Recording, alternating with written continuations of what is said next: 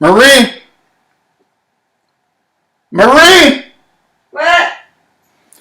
Babe, can you go get me some more Cubanisto? I don't have any more Cubanisto, please. Pardon? Mais ça va pas ou quoi? Mais va le chercher ton Cubanisto! Lui, non? Il est fou, j'y crois pas. Merde.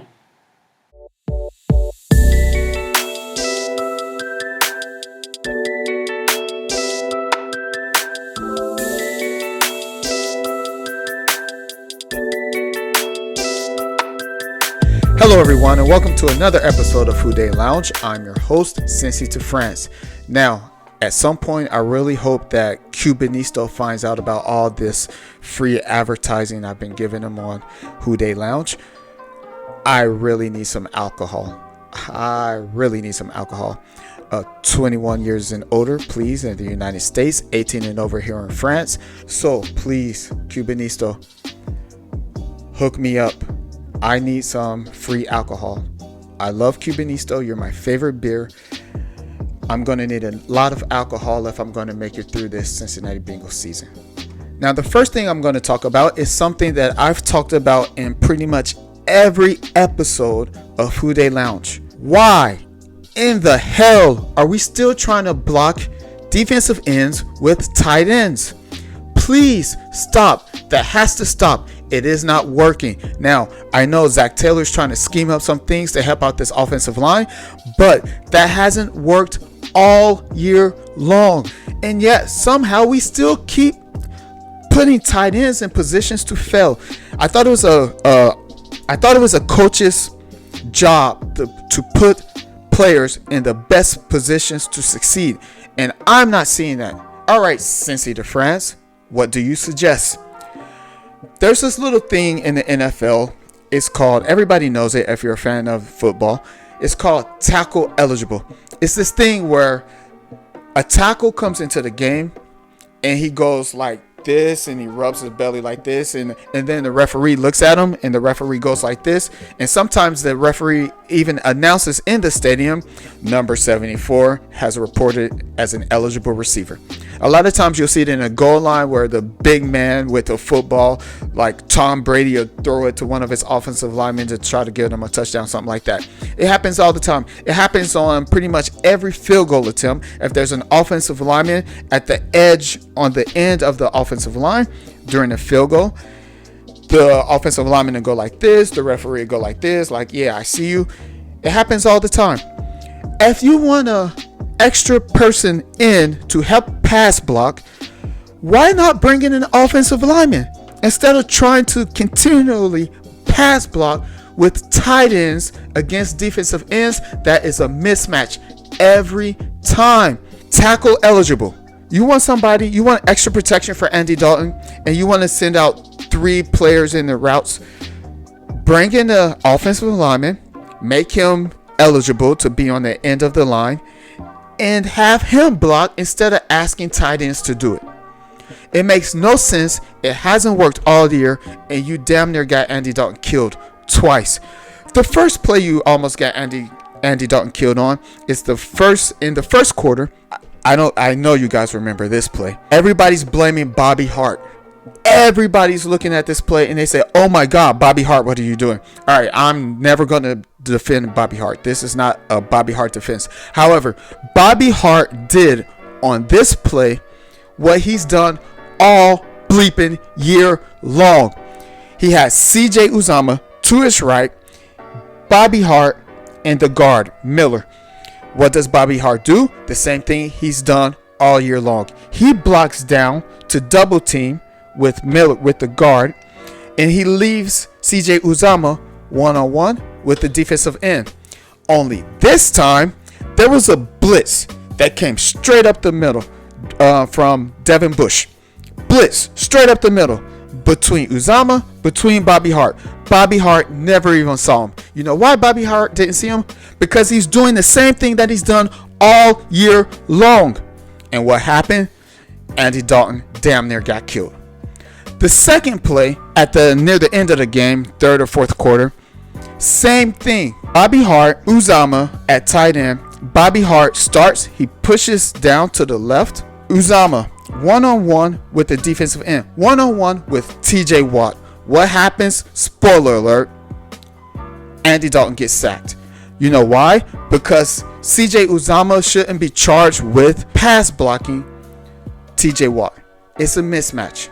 This has nothing to do with CJ Uzomah if he's good or bad. No. He's a tight end. Tight ends aren't supposed to be blocking defensive ends. Offensive linemen are supposed to be blocking defensive ends. That's just the way things work. And for some reason, we keep doing it. We almost got Andy Dalton killed twice out there because we keep doing this. This is a subject I've talked about in damn near every episode of WhoDey Lounge. Every episode of WhoDey Lounge, I said, stop blocking defensive ends with tight ends. And what do? We're still out there doing it. What's the definition of insanity? Repeating the same thing and expecting different results. This coaching staff is looking insane right now. I can't believe they keep CJ Uzomah out here pass blocking. That it just is not logical. You know who else doesn't want to see CJ Uzomah out here pass blocking? CJ Uzomah.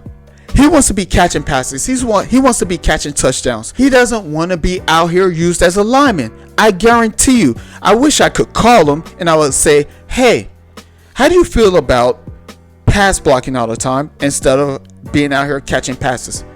And you know what? He would give me some PC answer. You know, anything I can do to help the team.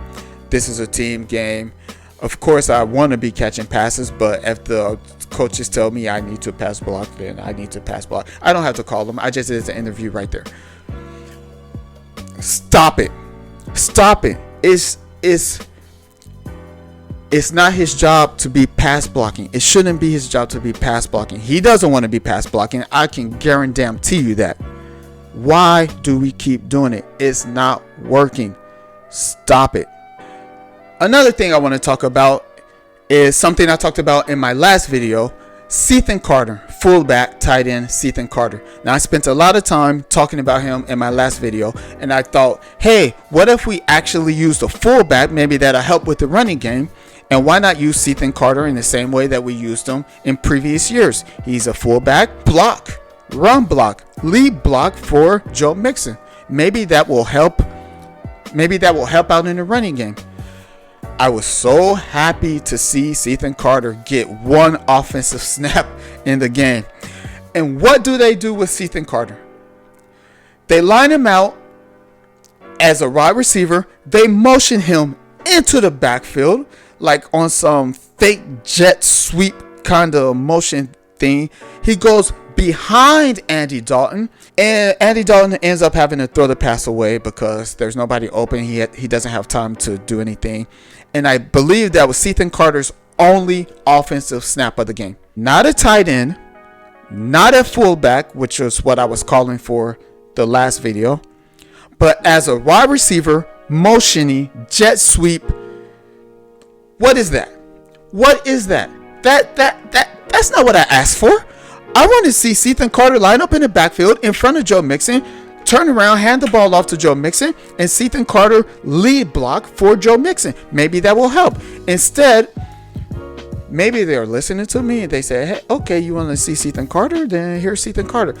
Dude, he's a fullback, a tight end. You got him lining up at wide receiver, motioning into the backfield behind Andy Dalton. That play was doomed from the beginning. Doomed. I was happy to see him out there. He had one offensive snap.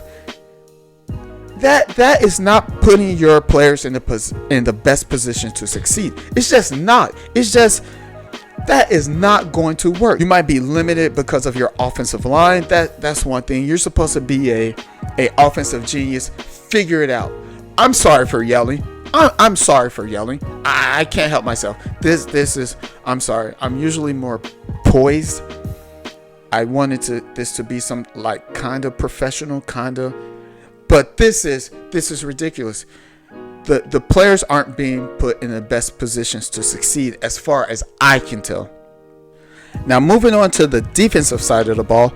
In my last video, I talked about how I liked this matchup for the Bengals defense, how the Steelers offense reminded me more of the Seattle offense, more so than the San Francisco offense and the Buffalo offense, except for one thing. Pittsburgh Steelers watched tape too. So they did a lot of wildcat. They did a lot of jet sweep motion type things, misdirection and whatnot. Much in the same way as the 49ers did, and much in the same way as the Buffalo Bills did. We still haven't figured it out.